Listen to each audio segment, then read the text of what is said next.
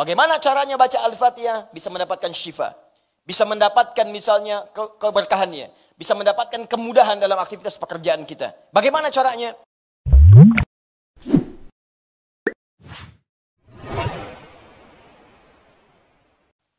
Karena itu bertakwalah kepada Allah Subhanahu wa taala ketika mendengar panggilan azan, yang harus kita hadirkan dalam benak kita bukan beban.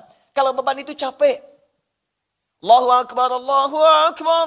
Yang teringat fitness, beban barbel. Ya berat gitu kan. Tapi kalau kita bayangkan solusi, Masya Allah. Allahu akbar, Allahu akbar. Gajian. Allahu akbar, Allahu akbar. Lamaran diterima.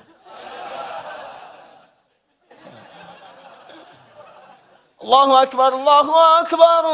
Tender menang. Allahu akbar, Allahu akbar. Besok akad. Masya Allah. Malam lamaran, subuh akad. Kalau semuanya begitu enak. Dan semua hal yang disebutkan tadi namanya falah. Falah, kemenangan, kedamaian, kebahagiaan, ketentraman, kejayaan, falah. Hayya 'alas shalah. Kenapa salat? Hayya 'alal falah. Ayo dapat. Jadi kalau yang kebayang semua itu demikian, itu enak. Di salat itu bukan beban. Nikmat gitu. Jadi baru mendengar suara itu langsung bangun. Ya Allah, solusi ini datang. Ya Allah, ini yang aku butuhkan. Ya Allah, aku tunggu-tunggu dari subuh tadi. Sekarang rupanya tiba. Ya Allah, aku tunggu-tunggu dari malam tadi ya Allah. Tapi kenapa aku gak dengar azan ya Allah? Ketiduran rupanya. Nah, jadi kalau sudah seperti itu, orang-orang beriman itu akan menghafalkan waktu sholat. Hafal dia waktu sholat supaya merencanakan besok mau minta apa, nanti mau minta apa. Hafal. Makanya ciri orang beriman ketika disebutkan di Quran surah keempat An-Nisa ayat 103. Itu bukan sekedar dia senang sholat dan pasca sholat dia mengingat Allah. Tapi dia juga mengetahui waktu-waktu sholat. فَإِذَا قَضَيْتُمُ الصَّلَاةَ فَاذْكُرُوا اللَّهَ. Maka jika engkau telah selesai menunaikan sholat, segera bergegas zikir kepada Allah. Ingat Allah, ingat Allah. Itu ciri keberhasilan sholat kita. Qiyaman wa qu'udan wa ala junubikum. Baik anda dalam keadaan berdiri, sedang buru-buru, jangan menghilangkan zikir. Assalamualaikum warahmatullah. Assalamualaikum warahmatullah. Buru-buru, taksinya sudah menunggu. Sambil keluar, astaghfirullah, astaghfirullah, astaghfirullah. Allahumma antas salam, wa minkas salam, tabarakta ya dzal jalali wal ikram. Mau kemana Pak? La ilaha illallah, wahdahu la syarika lah. Lahul mulku wal hamdu yuhyi wa ala kulli syai'in qadir. Masuk. Kuningan Pak. Jalan. Enak gitu. Ada kesempatan duduk, tunggu. Sampai syuruk, tunaikan salat. Tak ada kesempatan sulit di rumah sakit, tidak ada masalah. Rumah sehat, tidak ada persoalan. Sambil berbaring, zikir, zikir, zikir. Wa ala junubikum. فَإِذَا طُمَأْنَنْتُمْ فَأَقِيمُوا الصَّلَاةَ. Hati tenang, suasana nyaman, tunaikan salat dengan enak. Inna salata kanat 'alal mu'minina kitaban mawquta. Sungguh salat itu bagi orang-orang yang punya iman. Waktunya jelas ditentukan. Demikian terjemahan di mushaf. Tapi kalau Anda baca dengan ilmunya balaghah, maka kalimatnya akan berubah. Sungguh orang yang punya iman itu akan tahu baginya jelas waktu salat. Kalimat singkatnya, orang beriman itu akan kenal, tahu, hafal waktu sholat. Jadi kalau Anda tahu, misalnya, dalam kehidupan dunia saja, besok mau gajian, siap-siap Anda. Besok di kantor gajian jam 7, telat 5 menit, gagal, tunggu besok hari lagi. Pertanyaan saya, kalau ada ketentuan demikian, gajian jam 7, telat 5 menit, tunggu besok lagi. Datang jam berapa ke kantor? Jam 6, jam 5 sebelum subuh berangkat, booking. Sama satpamnya, kalau belum saya datang jangan buka. Ya. Udah minta duluan. Jadi sekarang Allah panggil kita. Kalau kita paham itu semua kemuliaan untuk kita, kita booking dari sekarang. Ya Allah, insya Allah saya akan datang. Ya Allah, berikan kesempatan untuk bangun. Dan rahasia terbesarnya ketika kita menunaikan salat, maka di situ kemudian ada jawaban-jawaban. Di antaranya kemuliaan Al-Fatihah. Hanya persoalannya, apakah semua yang membaca Al-Fatihah, khususnya dalam salat, umumnya dalam bacaan-bacaan untuk menerapkan fungsi Al-Fatihah sebagai asy-syifa, misalnya obat, ya kan? Sebagai fungsi-fungsi lain yang telah kita sebutkan dahulu, Al-Kafiyah, Asy-Syafiyah, As-Salah, Alhamdu, Asasul Quran, Ummul Kitab, apakah semua yang baca Al-Fatihah akan mendapatkan keistimewaan ini? Ini pertanyaan besarnya. Karena tidak sedikit orang yang membacakan itu, bahkan berdoa dalam salatnya, dia tidak mendapati apa yang telah dijanjikan.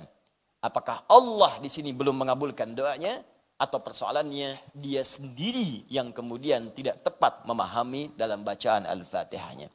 Karena itulah kita akan jawab itu dalam kajian saat ini untuk bisa mendalami alhamdulillah apa yang kita bisa dapati, dan nanti cara kita mengamalkan Al-Fatihah itu sesuai dengan apa yang kita dapatkan dari informasi Nabi sallallahu alaihi wasallam yang diteruskan lewat para ulama-ulama kita. Maka siapkan hati kita. Kita mulai dengan bagian yang pertama, Bismillahirrahmanirrahim.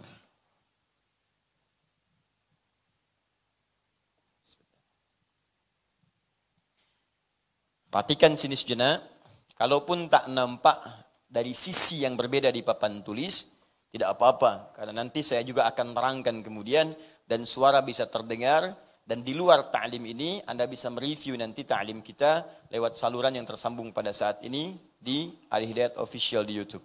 Sekarang mari kita perhatikan baik-baik, teman-teman sekalian. Fokus sini, saya tuliskan Bismillahirrahmanirrahim.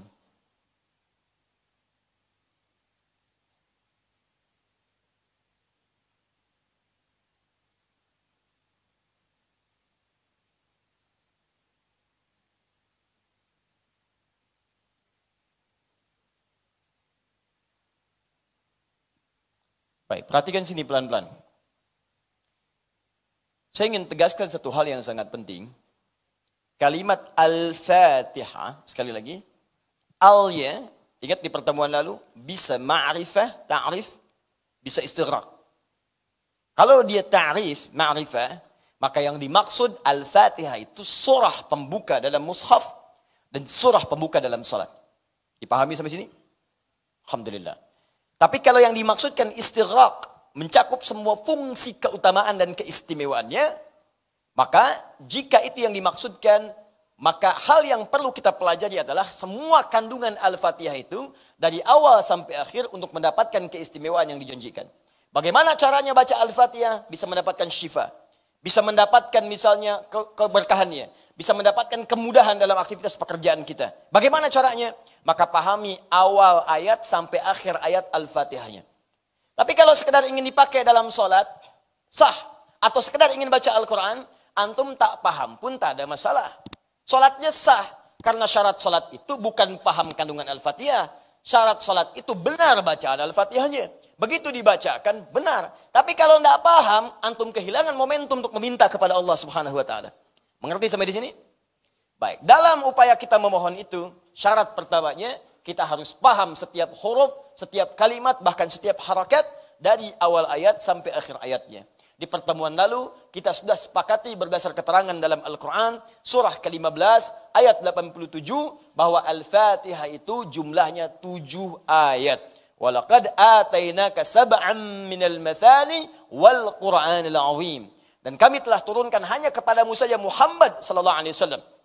Tidak kepada nabi-nabi yang lain, 7 ayat yang akan terus diulang-ulang. 7 ayat yang akan terus diulang-ulang. Satu episode kemarin kita bahas, yang dimaksud dengan 7 ayat itu adalah surah Al-Fatihah.